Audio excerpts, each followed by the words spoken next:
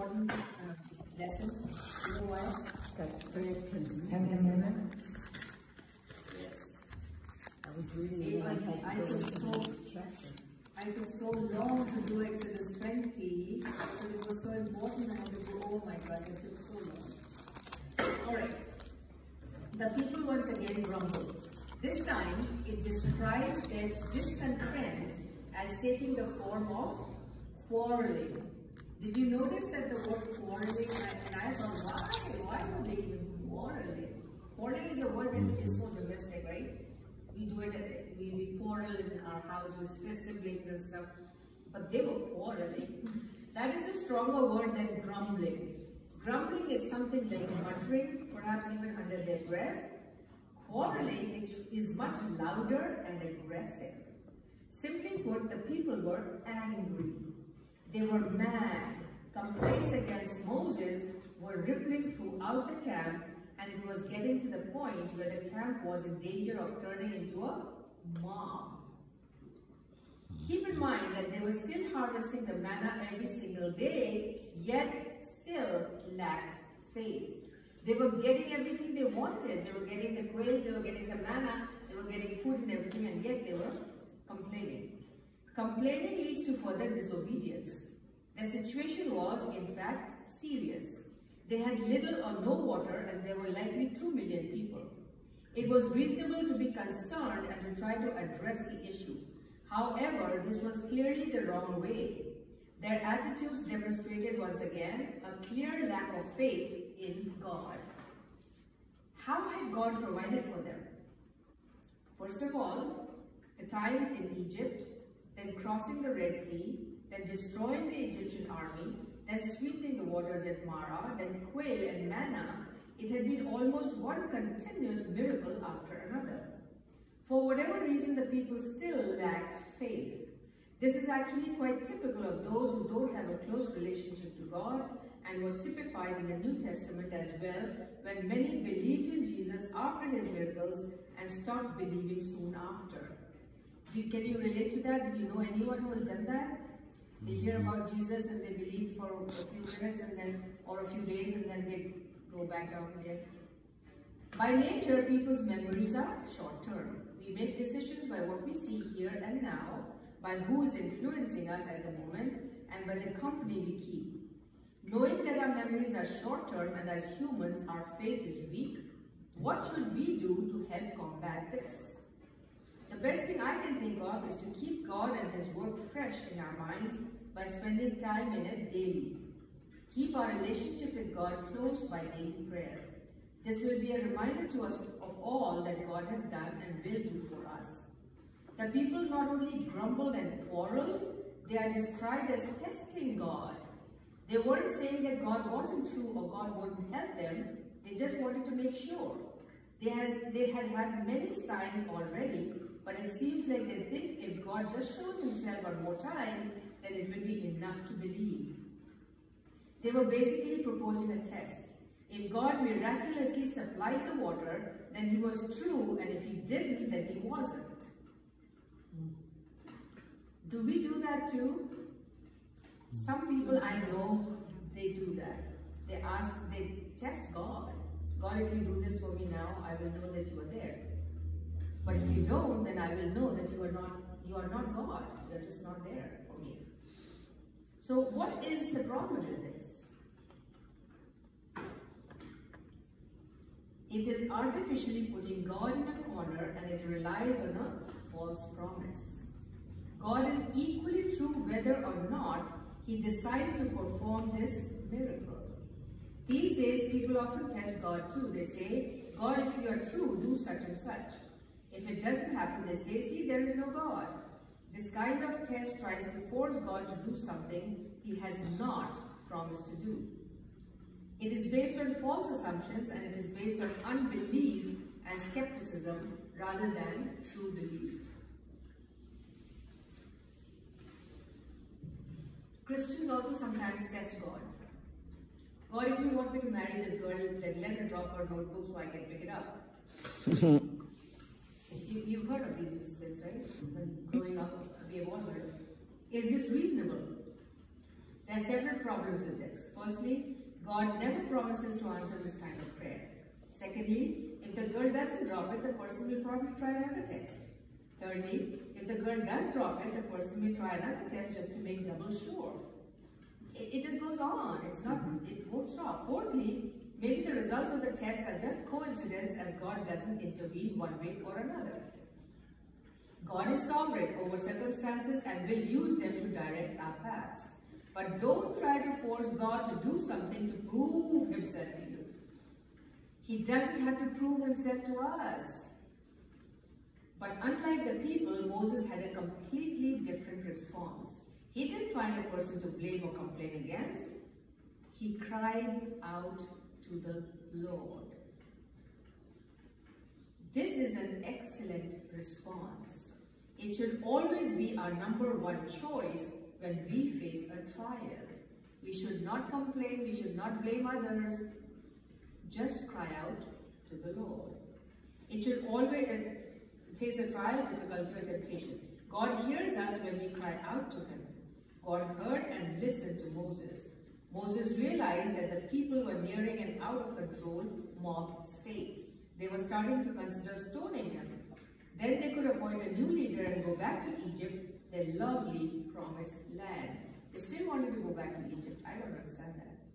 From Moses, we learned that God is the one we should turn to, not anybody around us. We learned that God is the one that can help us.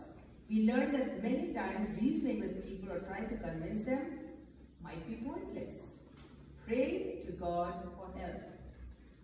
We also learned that being a leader or teaching people might not always be easy.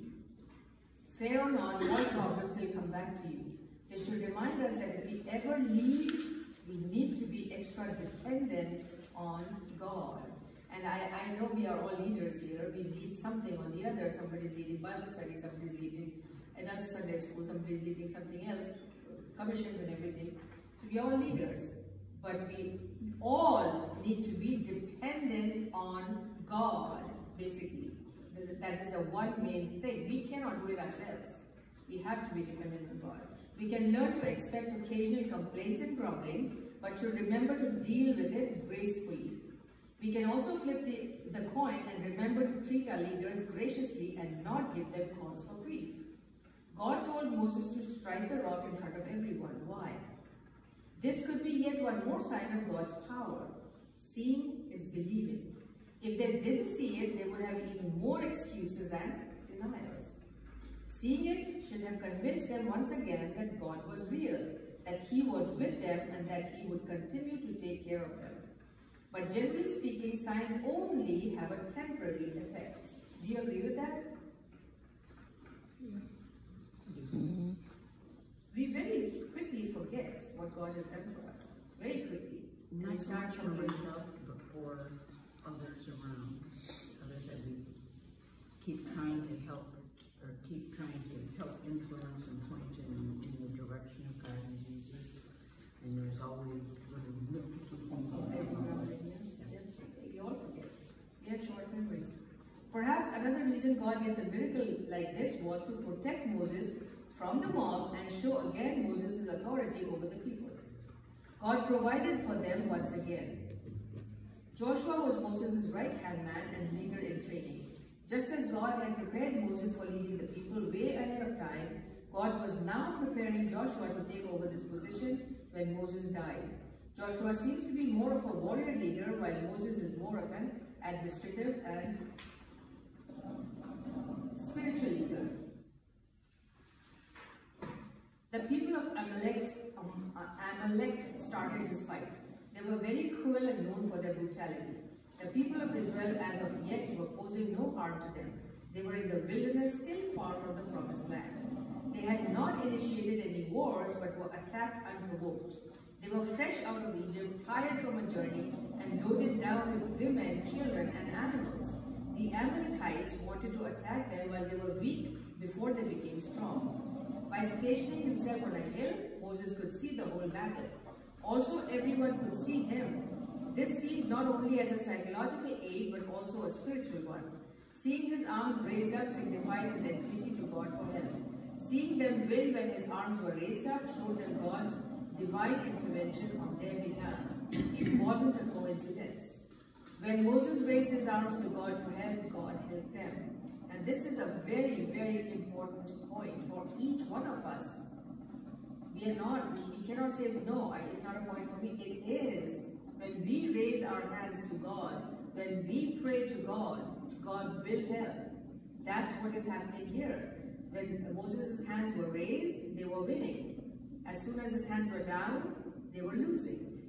So then, when his arms weren't raised, they fought on their own and naturally lost since they weren't well trained. So Moses then grew tired and weary. Because how can you keep raising your hands the whole time? You cannot do it. Have you tried it? No, I tried it, but I couldn't. In 5 minutes, my hands are tired. We have to remember, Moses was in his 80s at this point in time, correct? So, I can never get your age. Well, it started out anyway in his 80s, so between 80s and up. Yeah. So even now, for raising your hand for something or another, to leave it up for any big length of time, that's not difficult. Yeah. Unless we're bodybuilders, which I am not. So. Yeah. So holding your arms up all day is very painful at the least and next to impossible for normal people. And I think we are all normal, maybe I'm not. The point is Moses needed help. He couldn't carry this burden by himself. Two are better than one. Aaron and Hur helped him. They both kept his arms up. Even powerful leaders need support from the people around them. See, all these things we have to think. We cannot be in a box that they held his arms, but we have to think further. So even leaders need help. Why do you think I asked you all for help? Hey deacons, I need this help, right? Everybody needs help, so that even the commission chairs, their leaders, they need help from their commission members. So everybody needs help. Teams are stronger than individual leaders. One person cannot do anything. This is why God made fellowship in the church. That is why we have fellowship. We are to support and help each other, even carrying the burdens and supporting the weaker. Again, we can look at both sides of the coin. If you are a leader in some area, don't try to do everything yourself. Enlist help. Ask for volunteers. Delegate. If you are doing ministry, ask people to pray for you. I never do that. I never ask people to pray for me. I do sometimes. I do. Yes, we don't. Huh? I said we do it automatically. Yes. Because Yes. we Yes, don't I always see what our own needs are. Yeah. And we sort of do forget that those loved ones and people that care about us actually do see that. And it was just like what I did recently. Remember what I sent to you about the guy that I had prayed? He goes out and he goes on to all these religious, it's supposed to be sacred locations, and he spent months and months there, but he's always live. So I've interacted with him a few times, and he'll name the places he's going to visit that day, and he'll ask, if you want me to pray for you or whatever your organization, you can name one of those places you want me to pray. When I get there, I'll pray for you. So I think it was the Church of the Scepter or something he prayed at. I asked him to pray for Operation Love Freeport. So he emailed me back, and he went there and showed me the pictures and everything where he was praying for us. And, so sometimes, some occasions, you might find yourself needing to reach out. To, more support. I look at it as, but you also have to be careful, I believe, on who you reach out to pray for you. The same, but yeah, it's good to reach out like that, have people pray for you. Do everything all by themselves. Yeah. You do need support and prayer. Yes, prayer, yes. Yeah. So get encouragement from others. Be willing to accept support in various forms. On the other side, maybe you are not leading, but you can help those who are. We don't see a whole lot mentioned about Hur. He is mentioned in the Bible only in this chapter. Later, he might be referred to in some genealogy, son of Hur. Question. Okay, the movie Ben-Hur. That's different. Okay, Thank you. But on this day, he was integral to the whole nation of Israel, wasn't he? Do you know why? Because he held Moses' arms. If he hadn't held Moses' arms, then they wouldn't have won, right? So he was integral. His only task was to hold up Moses' arms. Was it easy? Actually, I don't think it was that easy. He would have to rotate using his left and right arm to do it. But his help enabled the whole country to have victory that day. God provided for them once again. We see God's command to destroy the Amalekites. This was not a new command. It had been given concerning all of the Canaanites in Deuteronomy chapter 7 verses 2 through 6. And it was applied specifically to the Amalekites in Deuteronomy 25. There are several reasons given in the Bible why God told Israel to utterly destroy them. God asked them to destroy them utterly. Firstly, they were evil. These are the reasons. Their practices were abominable to God. We know both from the Bible and from other historic documents that the Canaanite civilization was perhaps the most wicked and vile ever known in the world. Wow, their sin was a stench in God's nostrils, and the very land spewed or vomited them out. And you can read that in Leviticus chapter 18 verse 25. They were descended from Esau and also were exposed to the Israelites and the true teaching from God. You know where they came from, right? You know where Amalekites came from? They were Esau's descendants. Am I saying the right word? Descendants, yes. Esau's. Remember Esau with hairy hands?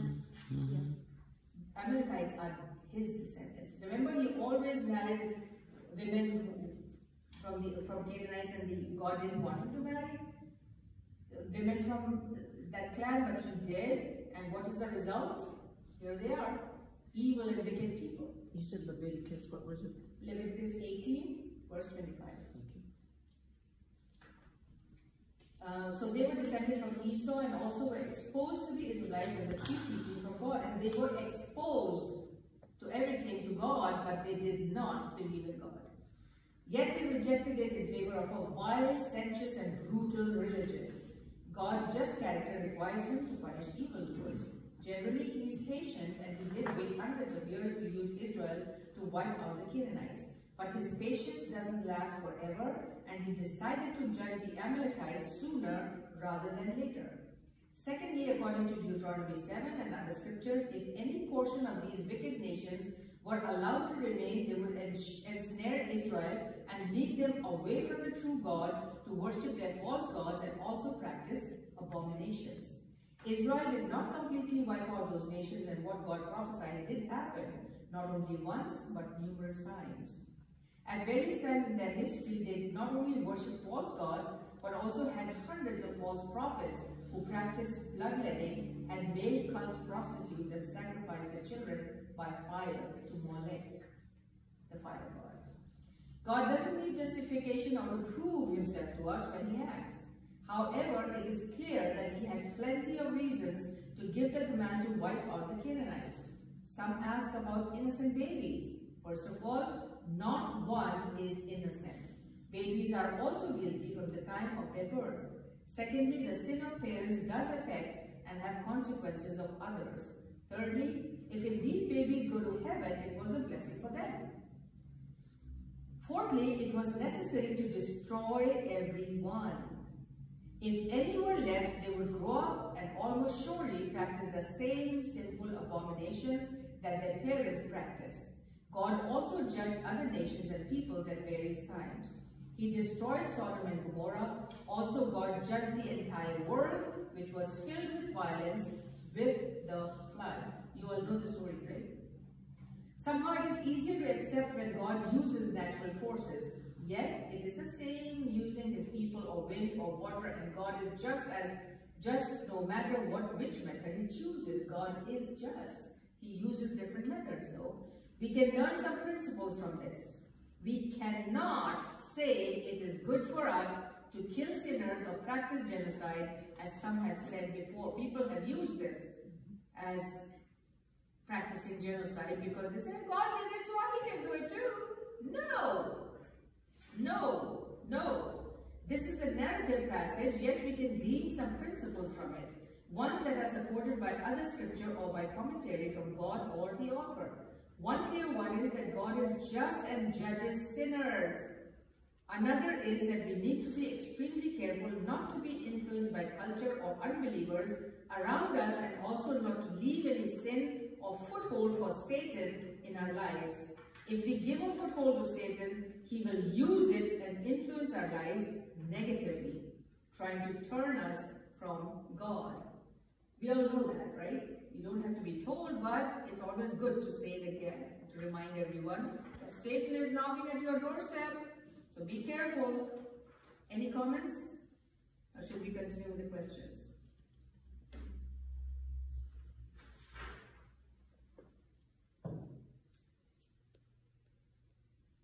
Okay, so can you contrast Moses' response to this situation with the people's? What is the difference? What do you mean contrast? The response of Moses and the people is entirely different. Right? Do you remember? Moses cried out to God, and people complained and grumbled and... Yeah. In the Bible that I have, it's on my Kindle, says the word chide. Chide? Chide. Yeah. C-H-I-D-E. Yeah, and one thing that's very, very nice about the Kindle is you can highlight and it'll give you the meaning of the words. Yeah. So that's where it's helpful, but I hadn't heard that word used like that before, so... Chided means reprimanded. So was it normal for Moses to turn to God in these situations? Yes. When the going gets tough, what do you do? Pray. Each one of you, what do you do? When the Pray. going gets tough. Pray. Pray, or you say, oh, I cannot do it anymore. I'm done. I do both. Yeah, I was going to say a little bit of that too, but you pray. But not anymore. Mm-hmm.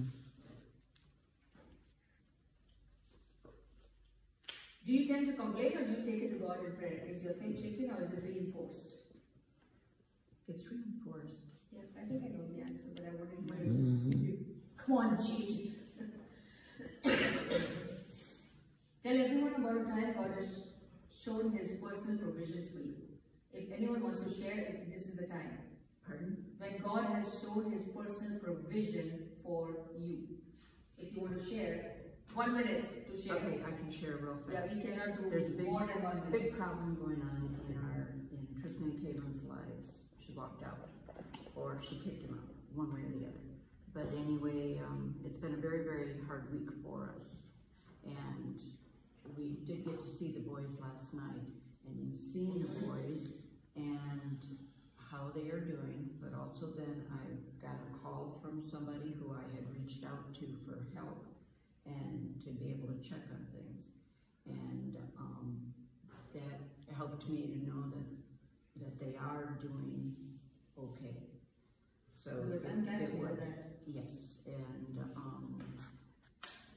so That's it. Okay. that was it. It you know, that was a very Unexpected and pleasant, right? well. It was a very reaffirmation. Good. I'm glad. I was wondering when will that happen. Okay. Anyone else wants to share? I think it's every day for me. You know, you have something not go right, and then Turns around.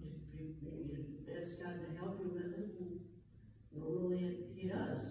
For me. Yes, yes, yes. My biggest provision is this church. This church has loved me and allowed me to be myself, even the brown skin, to be myself and do and serve God with my whole heart, soul, and mind, and serve the people. Whatever I can do, I do because of this church. Every person in this church is so precious to me, and that you all allow me to do what I want to do, the way I want to serve. And I'm going to start crying. Okay, I won't. Let's do Exodus 18. But I just get emotional when I think about our church. God had declared his purpose to show he was the real God and the Egyptian gods were not. Jethro had heard of what had happened in Egypt. Even at that time, news traveled pretty fast, probably most through merchants and traders. Apparently, Moses hadn't had any contact with Jethro yet. You know who Jethro was? father-in-law Moses. There are some things that I don't understand, but of course it's not in the Bible, so we will never understand, we'll never know the facts. But Jethro took the initiative to seek him out based on the news he had heard. This is clear evidence that God's purpose was accomplished. People far and wide must have heard what had happened in Egypt. This gave many people the chance to believe who might not have known much about God before. Jethro brought Moses' family back to him. There is no record of how Moses' family went back to Jethro. They were married, they were living together, and then suddenly the daughter and the kids are with Jethro. There's no, in the Bible, there's no mention of it. There's no record of how Moses' family went back to Jethro. Very likely Moses sent them back for their safety. This is just assumption. Egypt would not have been comfortable or easy at that time. Their lives were constantly threatened. Although Moses needed to be there to accomplish God's plans, he wanted to protect his family during this time. We don't know all the backgrounds or reasons for this decision, so it is hard to evaluate, but there is a general principle here that all husbands need to care for their wives and children's welfare ahead of their own and vice versa. Of course, the spouses each have to do everything for each other. Surely it would have been more comfortable for Moses to have their presence there with him to comfort and encourage him. But he put them first. We have to respect the person we receive counsel from. We have to be humble and respectful. It is best to ask someone we respect. Moses respected his father-in-law, and this was the foundation for the counseling relationship they would have later.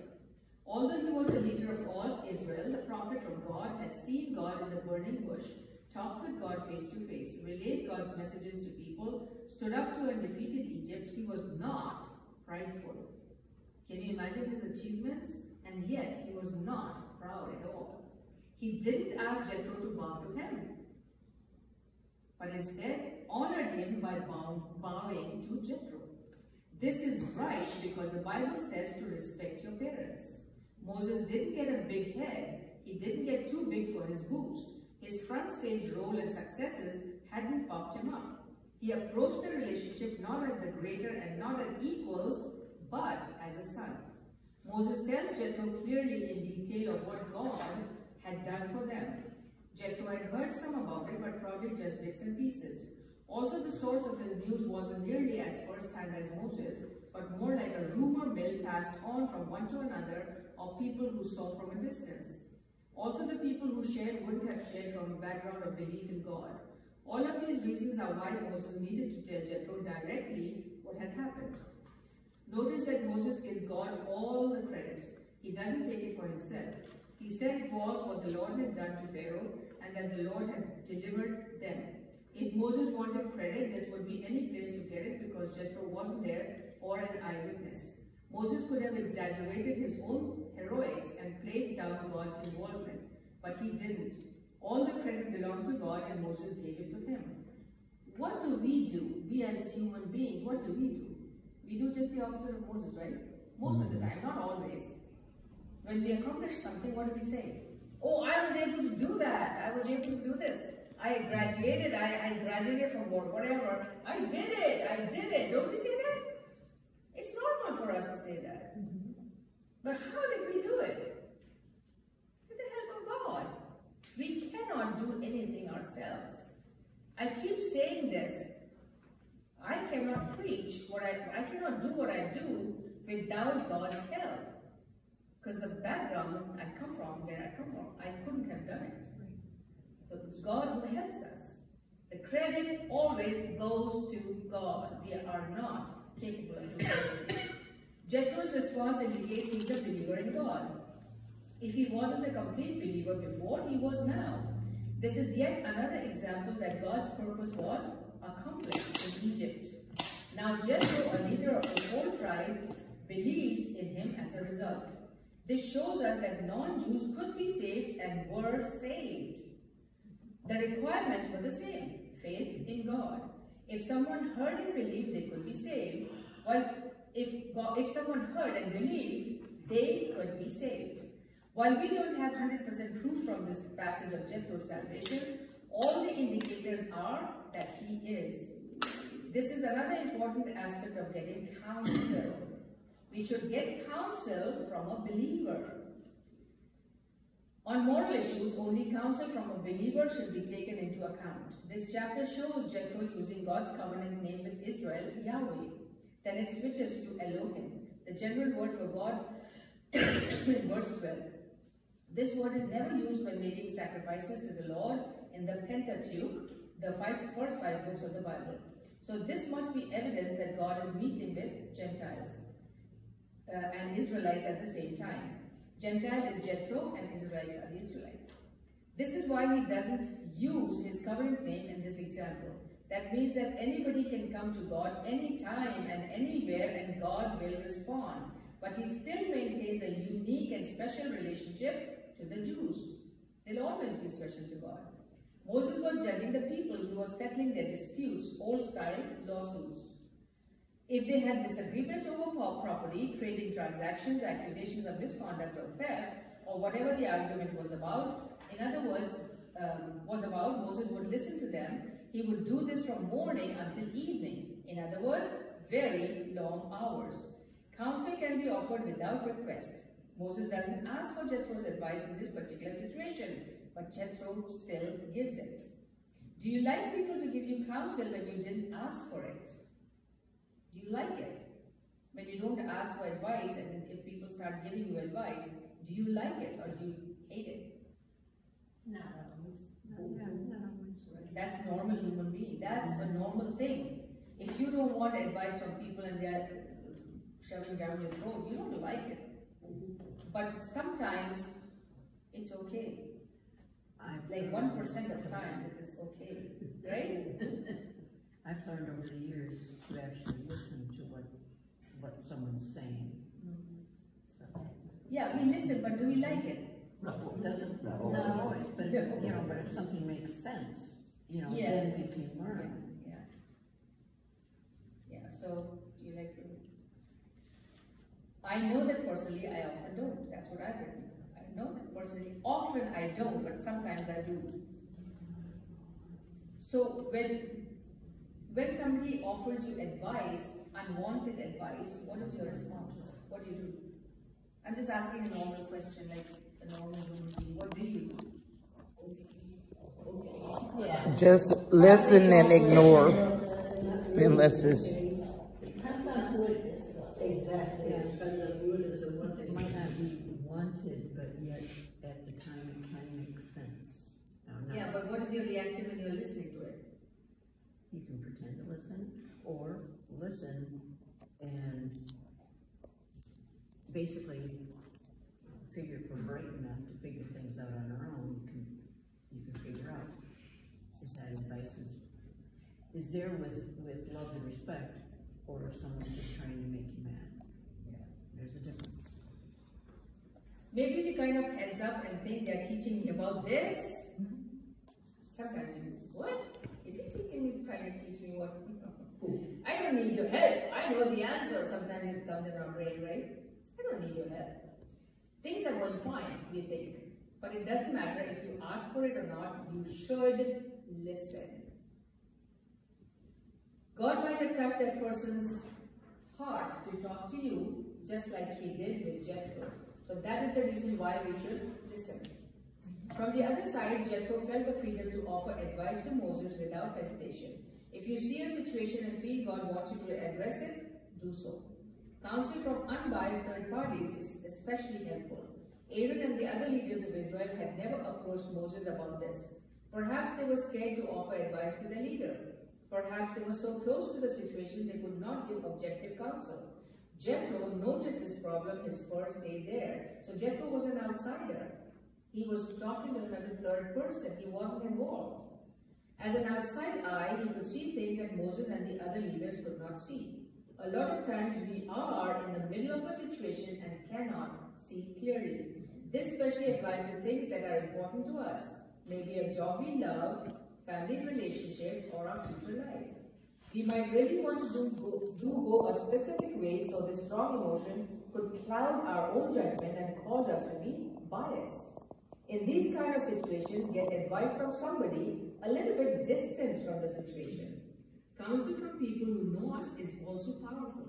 Jethro was an outside view, but he also knew Moses well. Because he knew Moses, he could give better counsel specifically suited to Moses.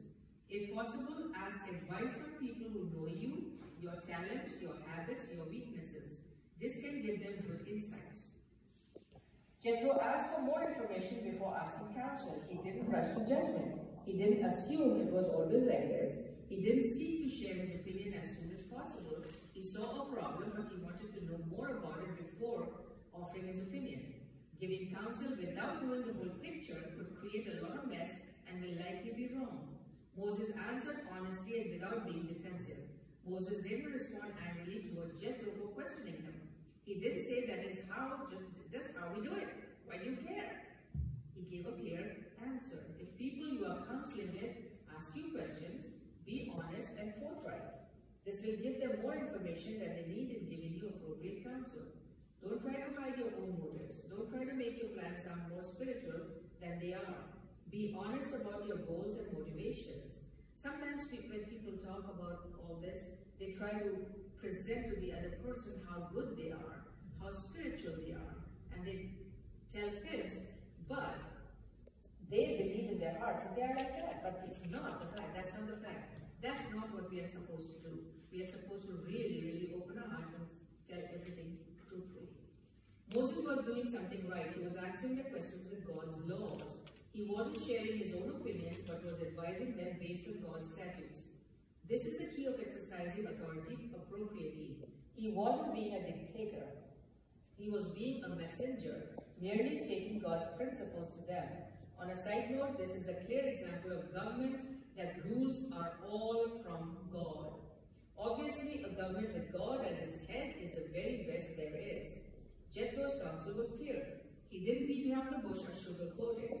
He came right out and said this was not good.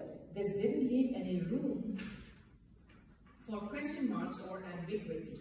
This was his conclusion. Jethro supported his conclusion with facts. What were the facts? Moses would wear out. This is what Jethro said, right? You will wear out. The people would get worn out from waiting so long to have justice. This would also breed more arguments from people while they were waiting. Was his advice biblical? Jethro's advice does fit with scripture. At that time, the scripture on this point hadn't come out, but in Jethro's wisdom, he perceived these things to be true. Scriptural principles such as two are better than one, Ecclesiastes 4:9. Everyone getting involved in using their gifts, 1 Corinthians chapter 12. Letting the spiritual leaders have more time to attend to spiritual things, Acts 6. And appointing elders to oversee the people, Titus 1 and 1 Timothy 3, are all in play. See, it's all in scripture, it's all in the Bible. You can find the facts, whatever you want, the question, the answers are all in the Bible. It's all correlated. You cannot say that this is not in the Bible. It is. So our advice to others and others' advice to us should always be based on scripture, and you'll get your answers. If it is just an opinion, it is just that, an opinion. Opinions could be helpful and we might learn from them, but they are non-binding and don't carry God's authority. Jethro was advising Moses in God's way. His goal was for God to be with Moses and bless Moses. He wanted to see God's will done, not Moses' will done. Whenever you give advice not for what the person wants or would like to hear, but what you know God wants to happen. Sometimes this kind of advice could disappoint people. It doesn't matter, and it could ruin your relationship with the other person too sometimes. But it doesn't matter. If somebody gives you counsel that you don't like, but know it is what God likes to do, do it. He advised Moses to keep teaching the people God's law. This, as before, was still the basis. The methodology changed, but the principle and foundation didn't. Jethro's advice was for Moses and the people's good. This is key. Jethro didn't give Moses this advice just to save his energy or make his life more comfortable. If the result was harmful for the people, then it wouldn't be good advice. Jethro took into account both sides. By following his advice, the people could get quick and speedy resolutions to their problems. This would promote morale and justice and keep the people from waiting in long lines every day, which would lead to more grumbling and complaining. A lot of times when giving counsel, we have to consider more than just one side. giving counsel to a couple, for example, or business partners, or what a believer should do in just about any situation because of how it will affect the unbelievers around you. For example, maybe a Christian guy likes a girl who is a mature believer. It seems great for him to marry this girl, but the guy is not a mature believer yet and has some issues he needs to work on. Then out of interest for the girl, although you are counseling the guy, you need to tell the guy to wait to grow first. This is just one example. Numbers chapter 12 verse 3 says, Moses was more humble than any man. Here is the climax of the whole story. Moses listened to counsel. This doesn't mean he sat there and listened and nodded and said, yes, yes, yes, good, and then walked away without changing anything. There are people who do that, right? They say, yes, yes, yes, yes, and then don't change anything. He followed the counsel. He did what Jethro suggested. There is no point in asking counsel from others just to say you did it if you didn't plan to truly consider the counsel. God touched Jethro's heart to tell Moses for a reason. If somebody comes to you with counsel, be willing to listen, and if it seems it is God's will, follow the counsel even if it is difficult, even if it requires sacrifice, even if it is the opposite of what you wanted to do. Jethro just appears for a little while in this story, but he has a major impact on the future course of Israel and Moses' life. Counsel is important. Just 10 minutes of counsel or even one sentence could change the course of somebody's entire life. Therefore, don't throw it out casually. Think about it, pray about it. If it is biblical, give it. So the counsel that Jethro gave to Moses didn't turn around and it just changed the history. Can you imagine what would have happened if Moses would continue to do what he was doing? Things could have been chaotic.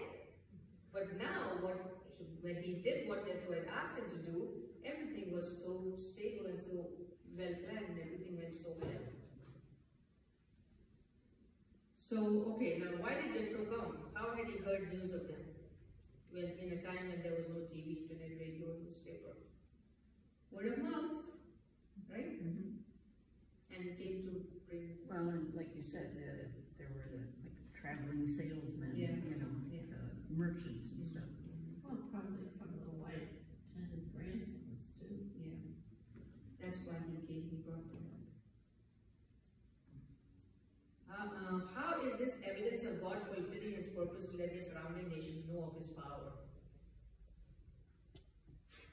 How is this evidence of God's fulfilling his purpose to let the surrounding nations know? This is how God told the surrounding nations about God, about himself, right? That is how the word travels, that there's a God. The discipleship is showing that discipleship is making progress. Yes, yes. What application can we get from this? In the modern world, there is the idea that religion should be kept out of politics, government. What do you think about this? Do you think religion should be kept out of? I think we need a lot of religion in politics. Definitely. Yeah, I agree. 100%. What do you all think? Sherry, what do you think? I don't know. Sandra, what do you think? Should religion be kept separate from politics? Oh, yeah. I think so. Even though there's a lot of politics in religion, but oh, yes. And you get to filter some of that stuff out. But I think there should be religion in politics. If there's no God in politics, You gotta filter. people just do what they want to do.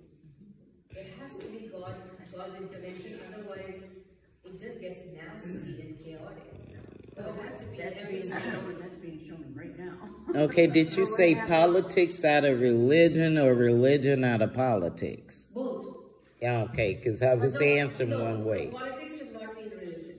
Mm-mm. In religion, we should never have politics. Right, that's what I was answering too. Yeah. Then I But noticed. what happens with the government when you have a country that has, I'm totally guessing here, but say 40 or 50 different kinds of religions, Yep, in India. and we say, and we say, okay, it's going to be part, we're going to allow religion into the government now. Which one? Chaotic. Mhm. Chaotic, Becky. So you really can't have religion as part of the government, I don't think. I think there should be more morals So, than there is. yeah, but as you said, there are hundreds of gods and goddesses, and then you cannot have them in politics. We can have one god. But not everybody's gonna agree with you, and this is Right, that's what I'm their saying. problem. That's what I'm I saying. think that you want to have religion politics.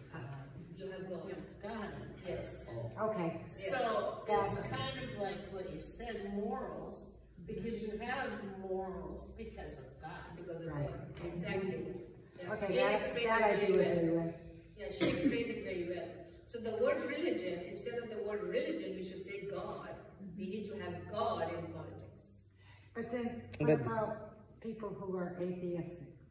And that is the problem. Gotta take care of And other people who don't, you know, they celebrate other The gods. gods, yes. You know what I that's what mean? it is. So you Well, can't just but say if you're saying God. God and you're not saying specifically this God or that God, if you're saying God, I think you're bringing, I think Jane's right, you're bringing morals back into the government, but you're not telling people how to believe. But I was curious what you would say to somebody who's an atheist and says, but I'm not being represented. Yeah. See, I don't consider those religions, to be honest with you. I mean, in my belief. What do you mean those besides atheism? Atheism. Well, there's different, because I don't, basically, to me, Satan, anybody that's thinking that Satan's a god, I don't, that bothers me. Satan is a god. No, well, to There some is a group of people worship that him, worship Satan. Oh, worship Satan. Yeah, people worship everything. They worship a Oh, object, but and they we'll talk some about that worship too. this We'll and talk about that worship that. So But I think So I misspoke. even if there's other religions, they don't believe in the same God. They still receive morals through their God. Yes. Mhm. But in other religions, morals are different. and some people don't have morals. To steal is Let's okay. just say it. In other religions, to steal is okay. I'm talking about Hindu religion. Yeah. And there are other religions also. The stealing is okay in Hindu religion. Their gods stole. So morals are different. Okay, let's go. Shall we continue with Exodus 19? Here God talks with Moses directly and gives Moses a message to share with the people. The foundation for the message that he was going to give was that God is powerful and they had seen his power. Here we see again some of the purposes for why God had done all the miracles in front of them. Knowing God's power should make them have stronger faith and be more willing to obey him. He carried them on eagle's wings. Wasn't that sweet? When you read that, my heart just warmed up. This is symbolism for what? I think it shows victory, like soaring over your enemies. Speed, eagles are very fast. And strength, the eagle is the one who bore the weight, not the eagle's passengers. And you can find this in Isaiah chapter 40, verse 31, or 41 and 31. Both uses similar symbolism. Here God affirms his plan to make Israel a holy nation. What's that? It's key. This is the essence of his covenant with them. It includes land, a great nation, a line, and so on. But here I think we can really see God's goal as to why he chose them. He wanted the nation to be special, to be holy. It says he chose them to be a kingdom of priests. What does this mean? Obviously, a lot of Jews would become priests, but I think this is deeper than that. Firstly, priests are consecrated. They are purified and sanctified. They are set apart from the people. God wanted the nation to be pure, to be consecrated for his work, just like priests. Secondly, priests are consecrated for the purpose of representing people to God. I believe God wanted the nation of Israel to be his chosen messengers to represent all the other people of the earth to God. If they followed God's will perfectly, this would have been the result. Of course, the problem was that it didn't. They weren't consecrated or set apart, and they became like the people around them. God wanted to make them a holy nation. This reaffirms his desire for them to be pure and holy. He didn't want them to be the same as the other nations. They were supposed to be different. All idols and any hint of immorality or evil was to be removed from their midst. God chose them specifically out of all the people in the world.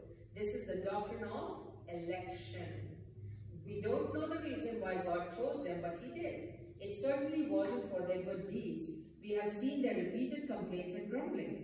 In the same way, God chooses us out of the whole earth to be His very own possession.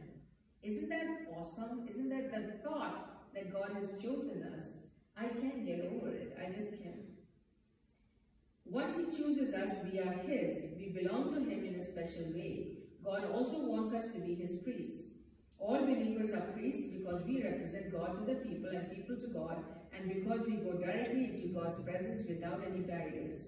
Just like in Romans 12, 1-2, God wants us to be different from the world, to commit ourselves to Him fully and not be tainted with evil. If we are sanctified like this, God will use us mightily. But if we allow sin to reign like the Jews later did, God may choose other ways to accomplish His work. This covenant was conditional. What was the condition? It was conditional upon their obedience. Notice it says that they were not only to obey, they were to carefully obey. This is a reminder to us that we need to pay careful attention to God's word. Make it a priority. Think before we act, speak, or make a decision to make sure it is in line with God's commands.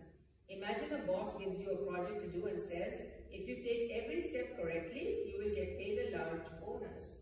What will you do? Will you be careful? Yes, of course you would. You will double and triple check everything you do and go over every part of the project, making sure it is just right because you want the bonus. That is how we are to obey God's commands. Also, it says to obey all of God's commands. We don't have the right to pick and choose the ones we like. James chapter 2 verse 10 says, if we break one, we break the whole law. If you steal 1 penny from the offering, is that not a sin? Oh, you just picked up 1 penny, that's not a sin, right? No. Stealing, even a penny, is a sin. God wants us to obey all of His commands. For now it would seem that God's promise to make them a holy nation of priests has not yet been fulfilled. What do you think? It seems to me it hasn't because they weren't careful to obey all of His commands. I believe this will be fulfilled in the tribulation millennium period. At that time, God will work in their hearts and make them obedient, and then the nation will be holy and God's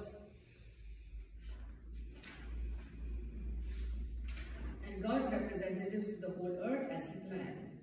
How did the people respond to God's instructions? What, if anything, is significant about the fact that they responded together? The people completely agreed. This is the first right response. However, we know that it is important not just to walk the walk, but talk the talk. Saying the right words is good, but action is more important. They responded all together. This is an example of good peer pressure. You don't want to be the one person in the group who doesn't agree to obey. Many times in Exodus, we can see the power of suggestion, the power of a group. Most of the time, this had negative effects. If one started complaining, the others started complaining. When some people started grumbling and complaining, a lot of others followed their lead. In this case, it was good for them. The people were to prepare to meet God. This preparation included consecrating themselves. Outwardly, this was shown by washing their clothes, which probably really needed it after a long journey in the wilderness. They had 3 days to prepare. I think this shows the importance of the process of consecration. They were to take it seriously. It wasn't a 5 minutes and you're done type of thing. For 3 days, they were to consider anything unclean, anything sinful, anything evil, and get rid of it immediately. Of course, in the Old Testament, there were a lot of ritual cleansings. These outer rituals demonstrated what should be going on in their hearts. It showed them to take God seriously. There are actually some modern-day parallels to this. For example, in many traditional American churches, it is custom to wear your Sunday best. That means pressing, ironing, cleaning your very best clothes and dressing up to look your very best. The idea is that you are going to God's house, so you should look your very best. I think it shows something deeper too. If a person is sloppy on the outside, perhaps they didn't respect God or take church seriously. I'm not saying you have to wear a suit every Sunday, although in many churches I've been, that is the norm. Some churches have that norm. But that we should take meeting with God seriously and not casually. I think this is the reason for this kind of tradition and the traditions of cleanliness in the Old Testament. Cleanliness is akin to godliness. And have you heard of that, give of your best to the master? There's a song also. And you know that Alfred taught me how to be a Christian, right? From the beginning, from the first day, he has taught me how to be a Christian. And he always told me, give of your best to the master. You cannot give the second-class stuff to God.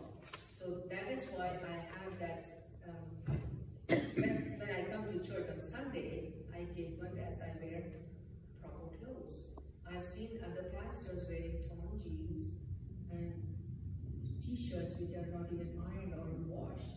But it's individual, you know. I prefer, because I've been taught. Alfred has taught me to do that. That's why I do it. So when do we need to consecrate ourselves today? Of course, every day would be ideal. Definitely before taking the Lord's Supper, and also before church, before worship, and even in prayer. When you first start praying to God, it is good to confess sins. So to purify ourselves, we should examine our lives and confess any known sins both to God and to those whom we have wronged. So to consecrate ourselves, we don't have to go wash our clothes like they did. Their situation was different. We are different today. But what we can do is we can confess our sins. If we've done something wrong, if we said something wrong to somebody and we have not apologized, we need to apologize to God first. Confess our sins to God. That is how we consecrate ourselves. God told Moses to set barriers around the mountain so they would not touch it. For now we can understand it's something like the bridge illustration. How so? We as sinners are separated from God. That is because God is holy and we are not. In some way, it is also for our protection, because if we were to actually see God, we would die immediately because of God's glory and our sinful state. I have thought about this a lot during Exodus, reading Exodus. I've thought about this a lot. What would you do if you see God in person? If God allows us to see Him in person, what would we do? I would go crazy, right? Start crying. Yes. That's what we would do. Wow, it would just be, I don't know. These restrictions would be a physical reminder to the people of God's transcendence and holiness. The penalty for breaking God's clear command was severe, instant death. In fact, this is the most just penalty for any sin, because wages of sin is death. You cannot see my face or you will die, God said. We discussed already consecrating ourselves. Here in verses 14 and 15, it mentions another way to consecrate themselves, and that is to have no sexual relations.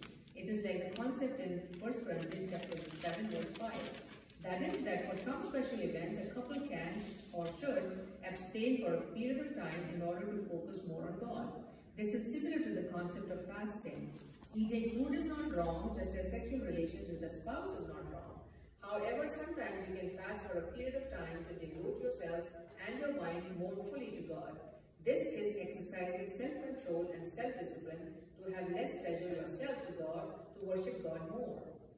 This happened the third day, just as Moses said. Notice Moses didn't wait until there was thunder and lightning and then say, God is in it. He told them ahead of time when God was coming to talk with them.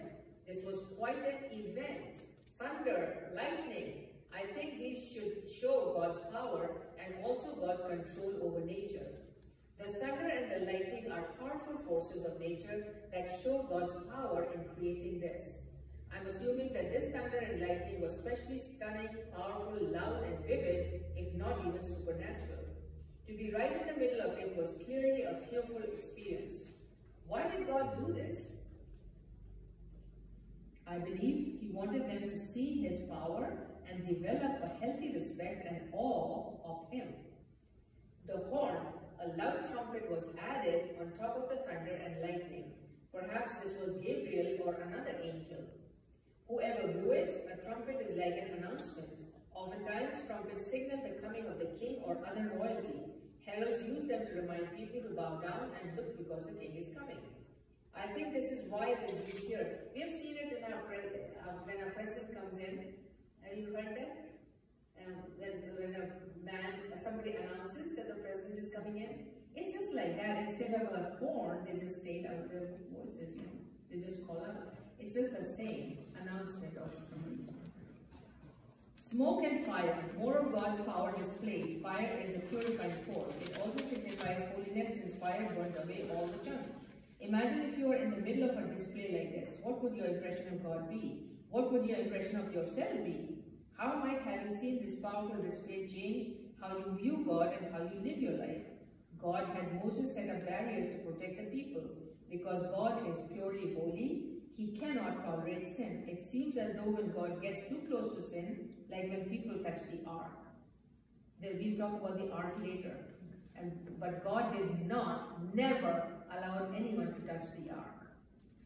It is so reprehensible and disgusting to him that out of justice and holiness, he must execute judgment. So setting the barrier there was for their protection. It is a very real and physical reminder that as sinners we are separated from God. This is very different than in the Garden of Eden when Adam and Eve could talk with God face to face. Now God has to appear in a thick cloud with a barrier. Our sins do separate us from God. Only the death of Christ can restore us. So what is the application of this chapter? Be holy as God is holy. Consecrate ourselves. Hate sin as God hates it. Thank God that although he is transcendent and over all the earth, he still loves us. Also remember that God chose us out of all the world to be a holy nation and priests before him to reach all the people for him. That's a big responsibility for us. Any comments or should I go on with the questions? Go on. What were God's reasons for coming to the people in a dense cloud? Do you think this would help the people believe and follow Moses? Why or why not?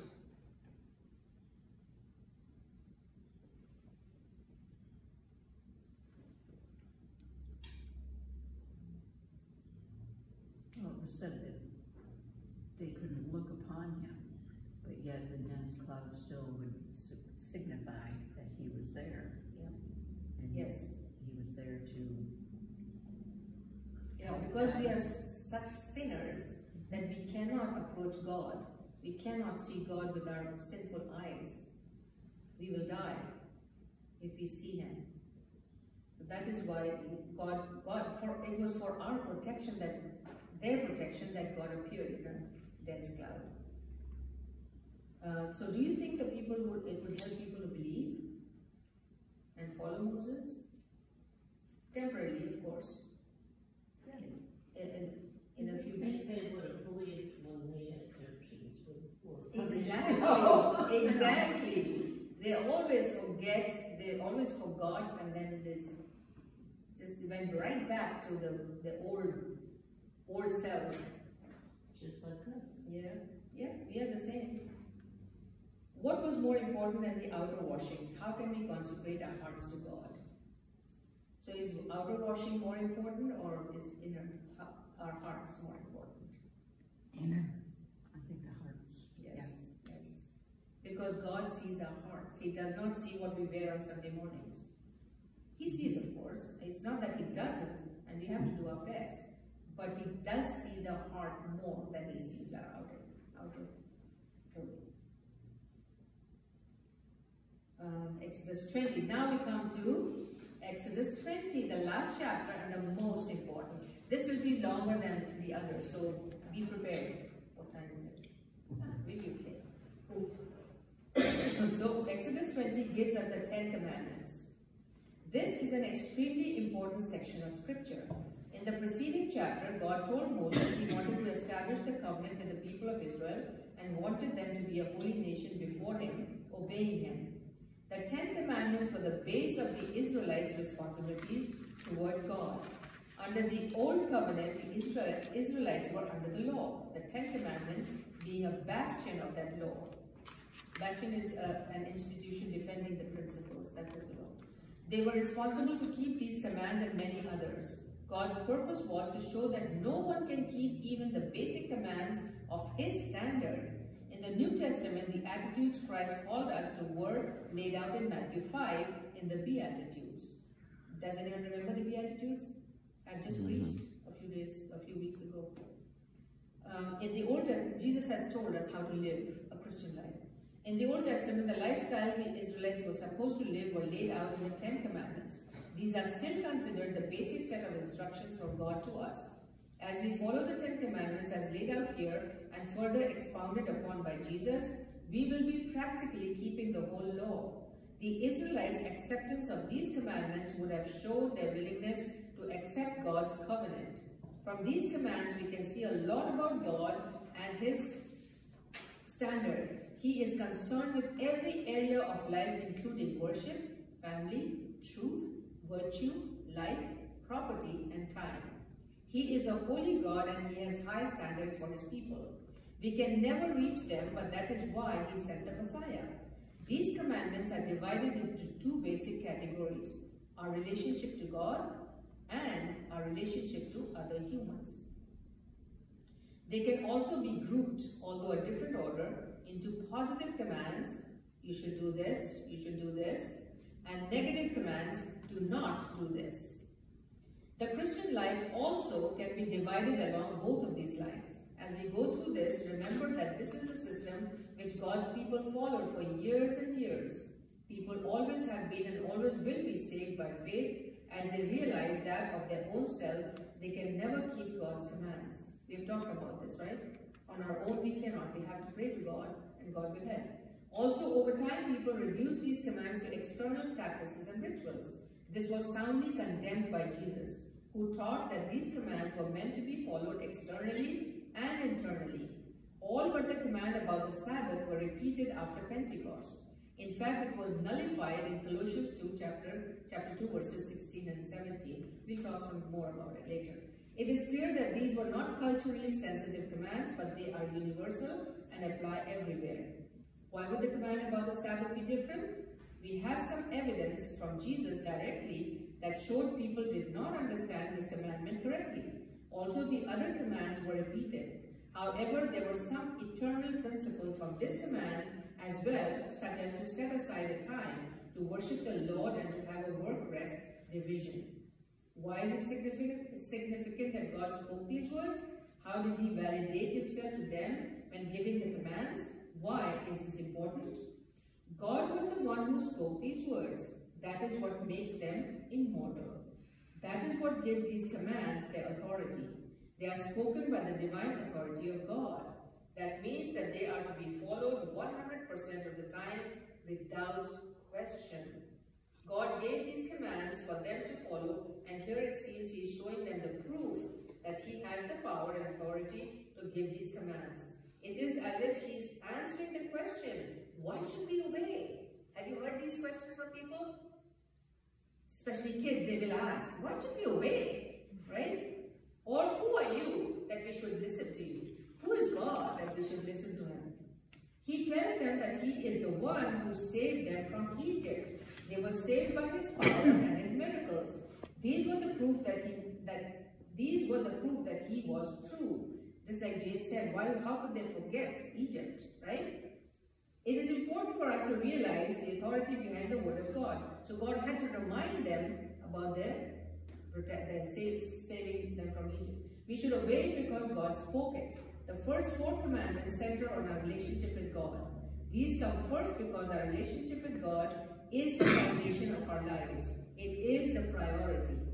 Only by having the right relationship with God can we have the right relationship with the people around us. These commands are mostly very simple and easy to understand. You don't have to be a Bible scholar to understand them. They don't need a deep level of interpretation. They are self-evident, but we will go through all the commandments one at a time and we will talk about it just a little bit. So commandment 1, you shall have no other gods before me. The Israelites were living in the midst of numerous pagan people groups who worshipped false gods. The nations around them were polytheistic and had numerous idols and gods. Do you know what polytheistic means? There are people who worship several gods. And monotheistic is a person who worships one God. As we looked at before, Egypt had a god for almost everything. It would have been very easy for the Israelites to fall into this trap and start worshipping other gods. God stressed this command because he knew his people. They would often fall into sin in this area in the future. Because they were surrounded by false gods, the temptation was strong. Throughout Israel's history, whenever it neglected God to serve idols, it began to encounter serious problems. God gives commands, and there are also consequences for breaking those commands. God is an orderly God, and there is probably a reason he put this command first. Because God is supreme, is the supreme being in the universe, and we are created in his image. Worshipping him with our whole heart is our first obligation. Not doing so is the greatest possible sin we can commit. This command means what it says: do not have any other gods. Now notice the lowercase g. Of course, there is no other real God. We know that. There is only one God. That is Yahweh, Jehovah. But there are many things that people proclaim to be gods, some completely false and some perhaps supernatural forces of evil, which Satan or his demons are behind. There are a number of applications we can make from this important verse. Firstly, God is to be first in our lives. He is to be number one. Positively speaking, we need to serve him with our whole heart and our whole mind. We should ask ourselves if the things we are doing in this life are to his glory and serve to spread his kingdom. So now a question for you all. When you start the day, and some of you may be praying in the morning, do you say to God that, God, let me do what you want me to do? Let it be for your glory. Do you say that? I think we should. Honestly, that's part of that is to remind myself, because I tend to be a little willful. Yeah. A lot. But yeah. We should ask ourselves if the things we are doing in this life are to his glory and to serve and spread the kingdom. Negatively speaking, we shouldn't put anything ahead of him. Anything that takes God's rightful place as holding our central feelings or affection, our central use of time, our central support in times of crisis, our central advice giver, or anything else is a God and should be reduced to its proper role. We make gods out of many things, including spouse, money, family, job, and entertainment. Do you agree? We put that thing first and God later, so that becomes a God. We shouldn't do that. Also, we should clearly never worship or even appear to be worshipping false gods. Bowing down, praying to, or burning incense to Buddha or ancestors is unacceptable and is the most grievous sin we can commit, with the possible exception of blaspheming the Holy Spirit. Some have argued that it would be okay just to appear to be bowed down. Let me share something with you. In India, when I was the principal of a college there was a parent, and the husband was in the police, and the wife started becoming very close to me. I did not befriend any parent, but she started coming close to me. So she invited me one day to her house for a festival, and they were doing some puja, some worshipping their idols, and I stood there. I never did anything. Even though I was born a Hindu, I did not contribute to any of their worship. I did not do the things that they were doing. And she questioned me. She questioned me, why were you not doing what we were doing? I just had to tell her, because I'm not a Hindu anymore. I'm a Christian. I worship my God. I cannot worship your God. We never talked after that. Our relationship went down the drain. Anyway, but that is more important to me. I had to tell her, I'm not going to worship your gods. I'm not going to worship your idols. So I had to tell that. That happens. So she wanted me to bow down to her God. I did not. So our answer is unacceptable, and it's the most grievous sin we can commit. it. Some have argued that it would be okay just to appear to be bound down. That's what she told me, that you could have just done what we were doing. And I said, no, I'm not doing it. This will cause us to lose our testimony and is a form of compromise. We should avoid even the appearance of evil. Daniel and his 3 friends, remember that story? We will come to that later. Let us put God in the rightful place as first in our lives. This command is the basis for the whole Jewish religion. It is monotheistic, meaning it only allows worship of one God. To us, this seems very normal because as Christians we follow the same basic principle. However, at that time this command was very radical. Most nations worshipped a plethora of gods. They had gods for each season and event. They had fertility gods, war gods, harvest gods, love gods, sun gods, weather gods, ocean gods, mountain gods, valley gods, afterlife gods, cow gods, bird gods, reptile gods, etc., etc. And the same thing is in the Hindu religion. They have gods for everything. The idea was the more the better. Having so many gods made people feel like they had a god for each situation, so all their bases were covered, or they would be protected in all kinds of situations that they might face. So, how did they remember all the names of the gods? I don't understand how. If one god was too weak or ill-equipped in one situation, hopefully one of the other gods would help. How stupid. Polytheism, the belief in or worship of more than one god, was rampant, and the Jewish religion was one of, if not the first to be monotheistic. The belief that there is only one God is monotheistic. Logically speaking, there can actually only be one God. Don't you think so? If there were so many gods, then they would be fighting with each other. I created this, I created that, I created the cow, I created the bull, whatever. Right? They would be fighting. There has to be only one God and creator of the universe and of us. So there isn't any question. God is the supreme being, the highest over everything. There can only be one supreme being, there can only be one at the top.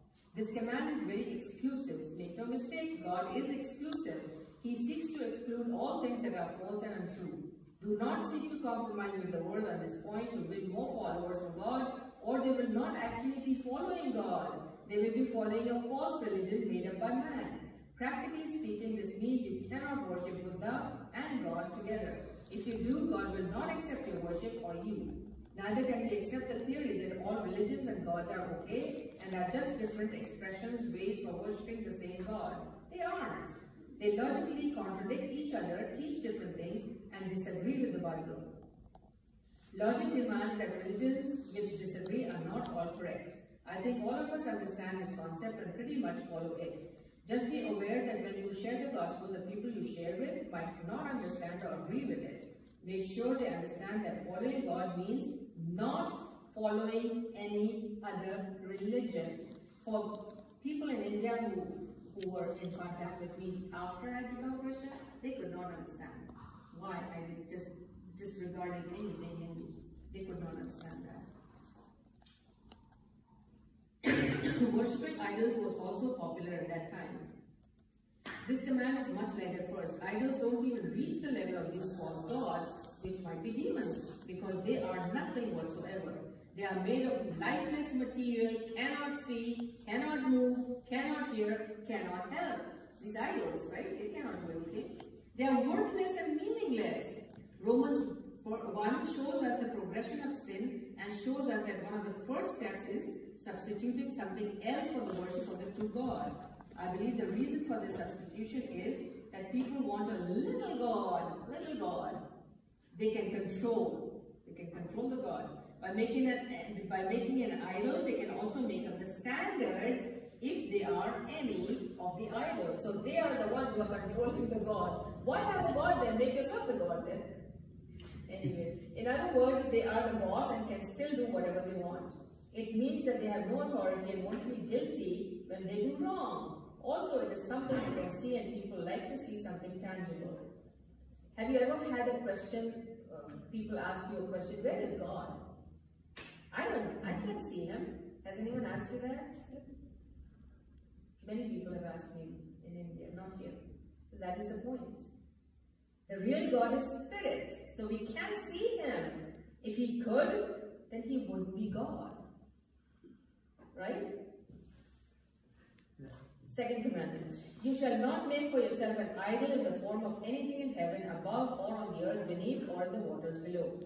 This command is very closely related to the first and is even considered one and the same by Catholics.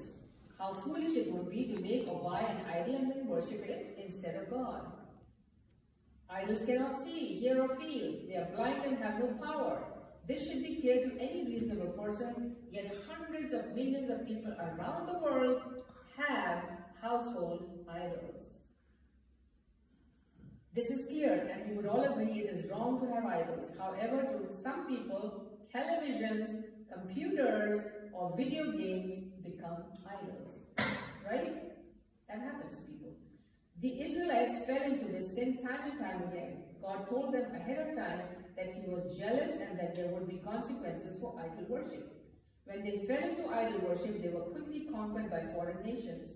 For us, it is sin to be jealous because we don't deserve anyone's loyalty or affection. But for God, he deserves this and it rightfully belongs to him.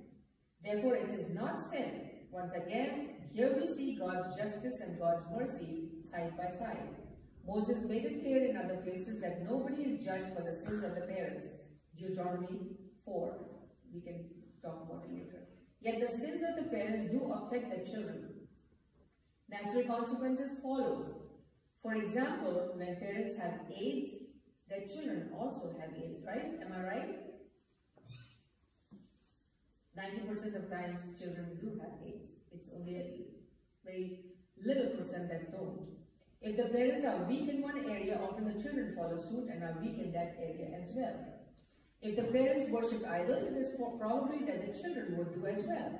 This made it all the more important for parents to set good examples and train up their children in the right way. Commandment number 3, you shall not misuse the name of the Lord your God. Any inappropriate use of God's name that brings disrespect or tarnishes it in any way is taking his name in vain. God and his name are holy. He is to be treated with respect at all times. As we know, names were very important in Bible times. Bringing down somebody's name would have been similar to bringing down their very character. The positive application is to always bring respect and glory to God's name by sanctifying it and praising it. What exactly are examples of taking his name in vain? The most obvious is when people say, "Oh my God." This lowers God's name to a swear word and is extremely inappropriate. God's name is not to be thrown about to get a rise out of others or to express anger, contempt, or even surprise. This is Satan's attack on God's name. Other swear words have extremely bad connotations. If God's name is used in this way, bad connotations also come with it. His name is not to be used lightly. The Jews went to extremes by replacing God's name with another name so that they would never use it and therefore never use it in vain. Although their method was wrong, their motivation was right. God's name is to be honored. Other phrases used to describe God, like the man upstairs and some force out there, also bring disrespect to his name. Swearing by God's name was also forbidden. Making jokes with God's name, such as, "Can God make a rock so big he can't lift it?" may also fall into the same category. If we ascribe words or things to God's name that are not from him, it also is taking his name in vain. For example, the church at one time went to war fighting and killing thousands for the name of God. You remember that war? The Crusades. In the name of God, they did all this. This was taking his name in vain. Do you think of any examples that is going on today in our world? I can think of so many. In the name of God, people are just using God's name to do things that they are not supposed to do. Does anyone watch the Stephen Colbert show? I have watched a few of them and I don't like the way he uses God's name. He has God on the face of God and he jokes about God and he jokes about Jesus. I don't like it. I just turn it off. It's not right what he does. And he's not alone, there are others who do it. It's not right. It's jarring to me. I'm jarred. Physically I'm jarred. I can't watch it. I just don't care for the show. Yeah. Okay. Fourth commandment. Remember the Sabbath. This particular one right now, because Caleb, and they go to Open Bible Daycare, and wherever Caleb's picking things up or has, but we had a discussion about using God's name as a swear word last night, and it's just very interesting to this little 5-year-old. So it is something that starts very, very young, and They hear it at school. They hear it all over. And the big thing that I told him is that it's okay to say, because he said that you can't say that word. And I told him, I said, it is okay to talk about God, but not use his name as anger and swearing. I'm glad you're teaching them. At least somebody is teaching them. There are so many kids who don't have any of that teaching at home. Okay, fourth commandment. Remember the Sabbath. This is the last command about people's relationship to God, and it covers the time they were to set aside and worship God. 6 days they were to work, and the Sabbath was supposed to be set aside to God. They and the slaves were not to work. The precedent for this was God himself, who created the world in 6 days and rested on the seventh as an example to us. The seventh day was to be a holy time when the people of Israel devoted themselves to worshiping God. It began at sunset on Friday and ended at sunset on Saturday. This command was the only one not repeated in the New Testament. In fact, it was nullified.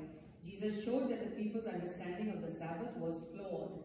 They also turned this into a ritualistic, outward practice in which they could take great pride in their spirituality. Jesus condemned this attitude. He showed them that the Sabbath was never meant to be taken like this. It was a day to do good, to serve and worship the Lord. It was a holy day to God, not a self-exaltation day to praise one's own spiritual greatness.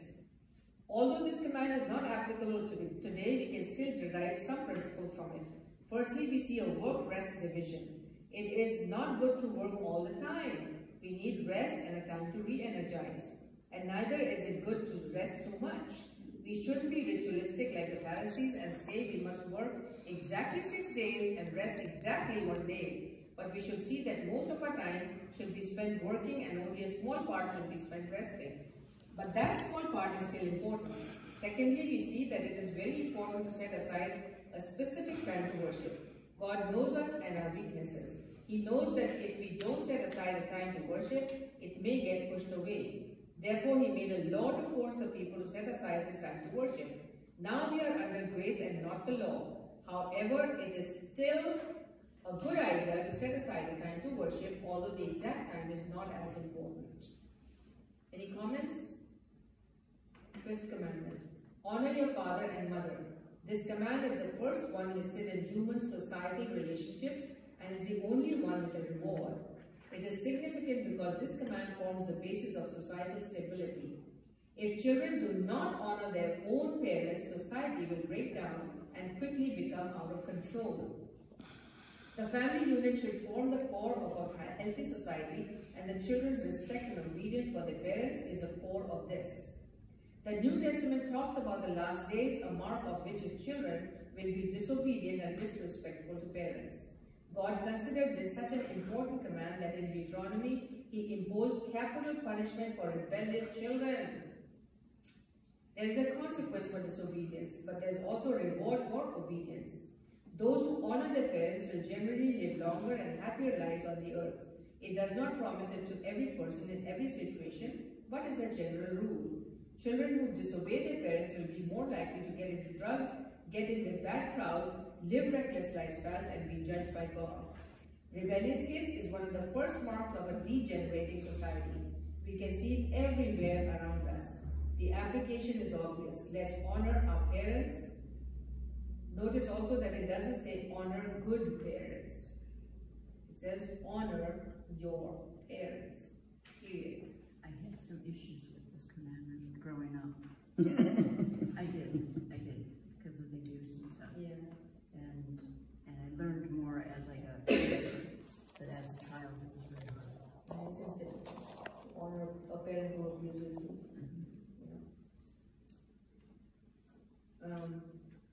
sixth commandment, you shall not murder. Murdering is irreversible and is an act against people made in the image of God.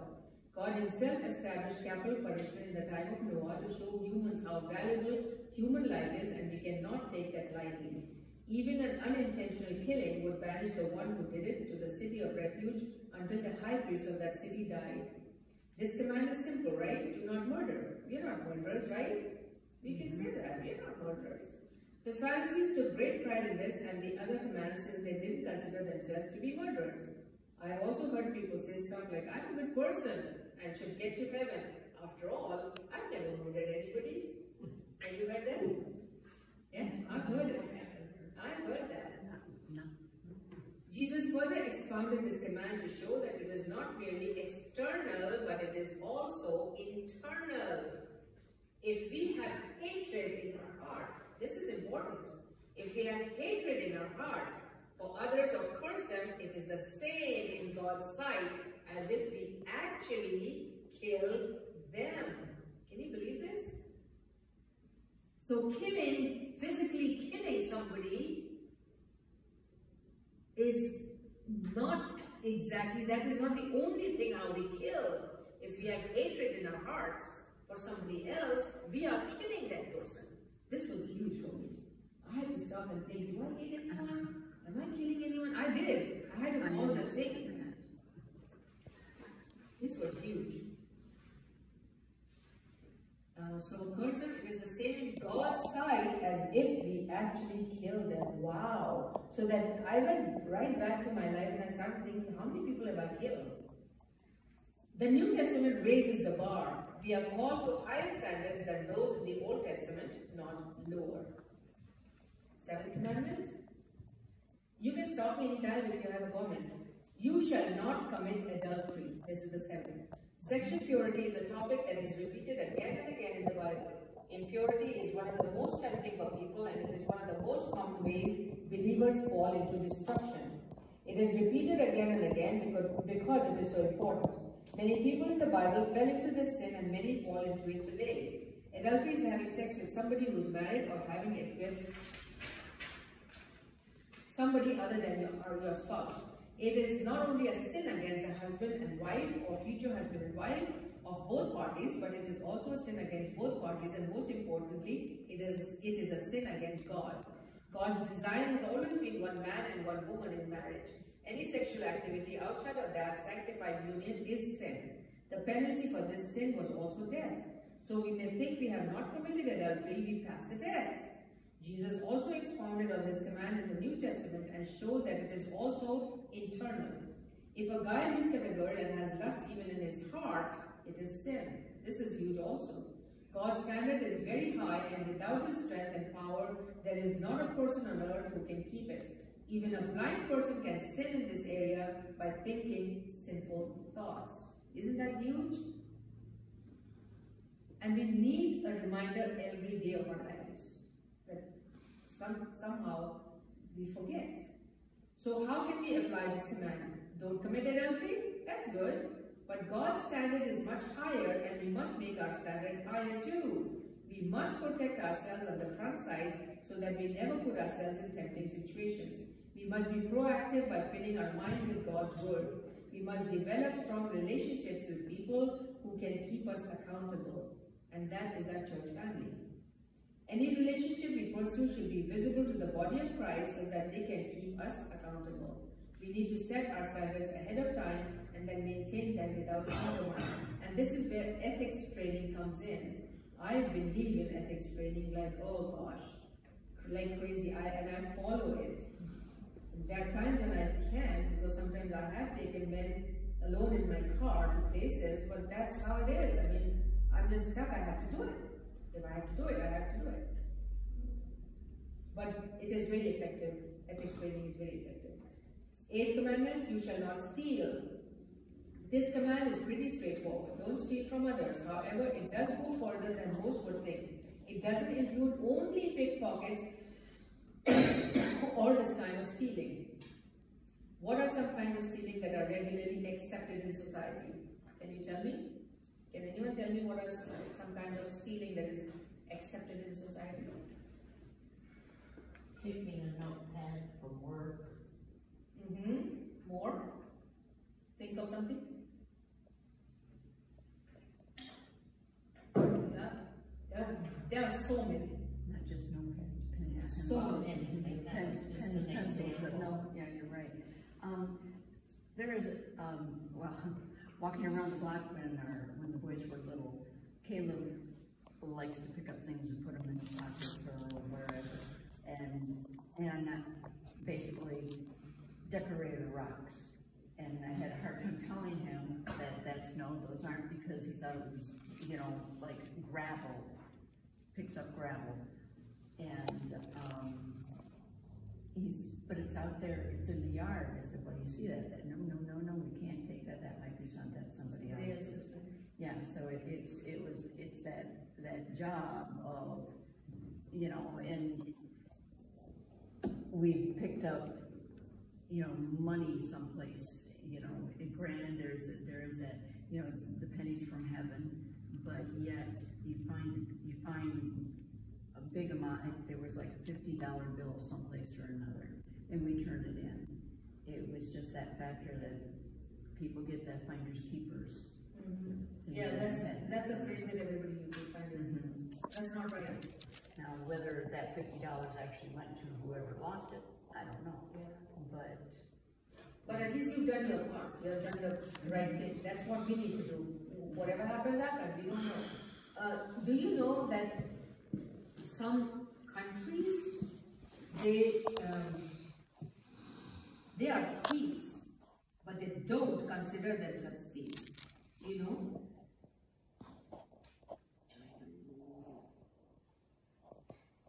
Buying or using pirated software or videos is stealing. China is doing that all the time. Sending balloons to get information from our country and use it for themselves. That's stealing, but they don't consider it stealing. It takes something that is not rightfully ours. It takes ownership of something that was not purposed to be sold. It robs the original company of what is rightfully theirs.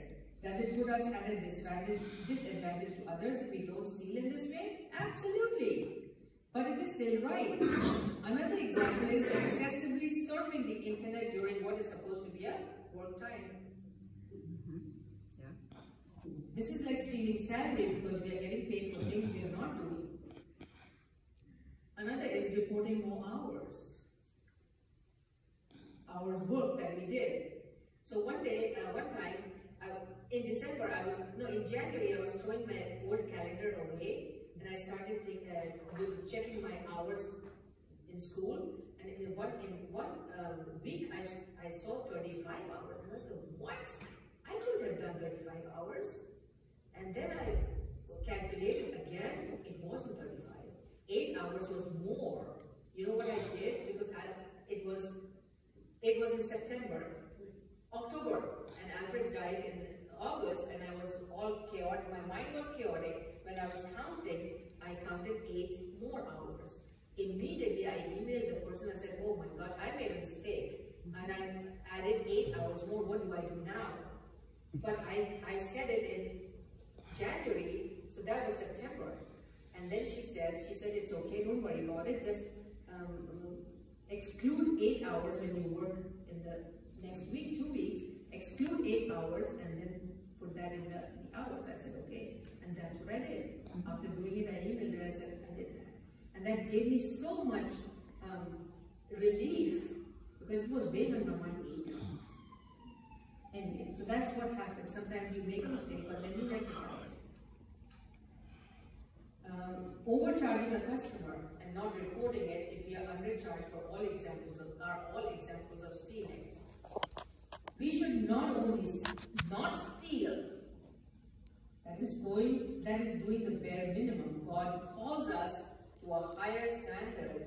We are to be generous and hospitable with the things He has given us. So do you think God has given us money and we don't use it for others, is that stealing too? Are we stealing from God? I don't know. Is that stealing? Generally, if we get a gift of money, it pretty much goes back in here, so. But that's why we have the Bible study. We need to think about these things, right? God has blessed us a lot. I don't deserve what I have today, but if I don't share it with others, am I stealing from God? I really want to know. You need to pick your ways. You give your whole self.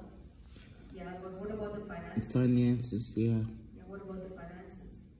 Mm-hmm. If I Supposed to don't share. my finances, am I stealing from God? I If think you I do am. what?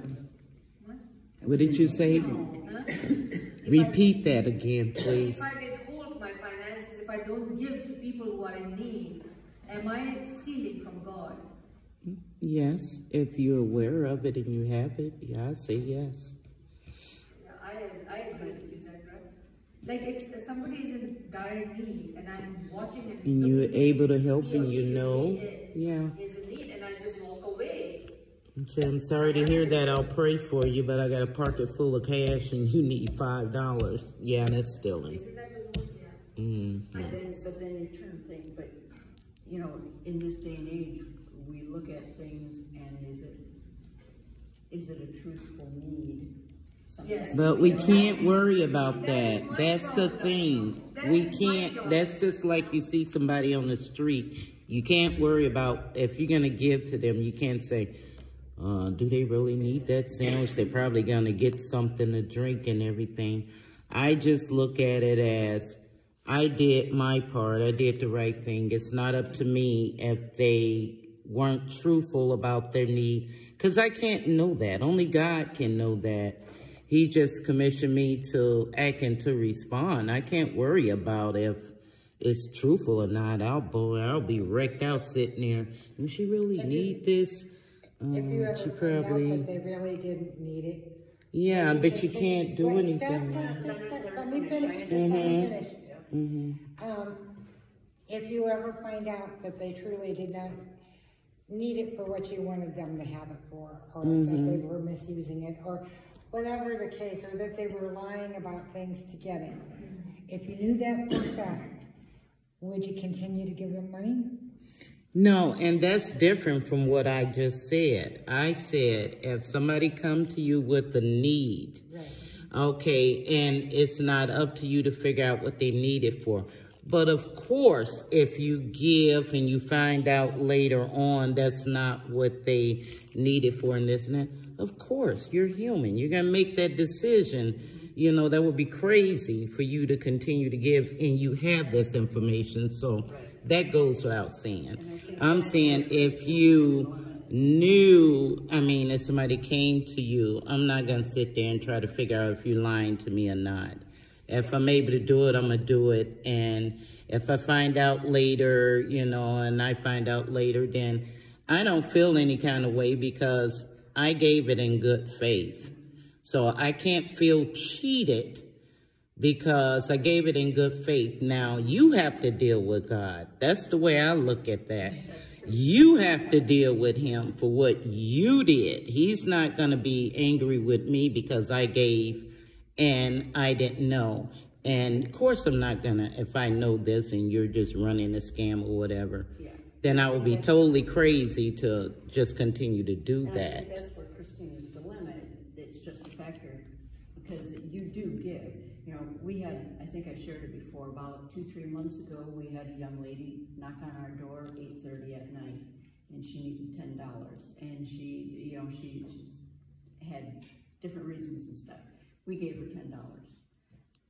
That is an incense. You know, she appeared to be scared. She, you know, she didn't want to come in or anything. She needed that $10. And we've done that before, when our kids were younger, something occurred. So that was the thing. We didn't, you know, I didn't sit there and tell her, well, you should do this, you should do that, yada, yada, yada. And yet, there's people that we've helped over and over and over again and learned that they were, as you say, scamming people. Yeah, so we should, So, once we know that they're when we scamming, know, when we know that that's not right, then we shouldn't do it. Yeah, common sense. 9th commandment, You shall not give false testimony against your neighbor. Another clear command, but one that is broken constantly. Right? We are human beings, we do that constantly. Jesus clearly showed that a neighbor includes everybody, so we are commanded not to lie to anybody. This includes our enemies. There is never an acceptable situation to lie. Society defends white lies, but our standard is not society. It is the Bible. It is commonly accepted in society to lie anytime someone can get away with it if it benefits that person. We are seeing that all around us. Everywhere. People are just lying to their teeth. We are called to be the light of the world. We must not let society define our values. Integrity is one of the most valuable things we can possess. It lets others know they can trust us. Proverbs says it is more valuable than gold. One lie can ruin a person's integrity because if they can lie once, they can lie again. A lie is a small thing which will often lead to more lies to cover it up. Don't say you will do something if you are not sure you will be able to. If you promise to do something, do it even if it costs you and ends up to your disadvantage. 10th and last commandment, you shall not covet. Coveting is common. People think as long as they don't steal something, it is okay to wish they had it. Why is this wrong? It is wrong because it conveys a basic malcontent. We are not content with what God has given us, but desire something not in His will for us at this time. It also displays a basic lack of faith in God to provide for us. And the other thing is that if we covet something, we will not stop right there. If we are coveting a good home, a lavish mansion, it's not going to stop there. Then we look at a car, oh, I wish I had that Corvette, right? It just goes on and on and on. You will not stop there. People may think it doesn't hurt anybody, but it is a sin against God. What is more, people think they can keep it in their mind. But if we have a sin like coveting in our mind, it is very easy for this sin to spread to a more visible sin like complaining, arguing, setting up a false god, like work to attain what we want, or stealing. Remember the Israelites? They were complaining and grumbling all the time because they were coveting being in Egypt and having a better life. If you look at the 10 Commandments as we have studied them today as a test, how would you do? Now each one of you, all of us have to think about it. How would you do? Have you always put God first? Have you ever put an object first instead? Have you ever dishonored God's name? Have you always set aside proper time to worship God? Have you always honored your parents? Have you ever hated anybody? Ever lusted? Ever stolen? Ever lied? Ever coveted? Have you kept any of these commands all the time? No. We try. I've tried. And people, you know, that's work. Right. Yeah. All these questions, I can say I've done that. I've done all of them. I have not put God first. I've coveted. But there was a time when I used to do that, and then the time makes you stronger in your faith, and it makes you more satisfied with what you have and grateful for what you have. That's where I am today. I know I don't deserve what I have. I don't deserve the church family that I have. I don't deserve a home that I have. I don't deserve what I have. But God has given it to me, and I'm so grateful. I don't want anything else. That's where I am today. But there was a time when I was younger, I used to think about a lot of stuff, but not anymore, right? So we have done all this. We have not followed the commandments. But we need to strive to do our best and keep doing and following the 10 Commandments, right? Are there any prayer requests? So let's go to God in forgiveness and resolve to live. This is what I mean. Let's go to God in forgiveness and resolve to live for Him and keep these commandments by His power. not our power, right? Chief? Yes, we cannot do anything on our own. Are there any prayer requests? I have a prayer request for our grandchildren and great grandchildren.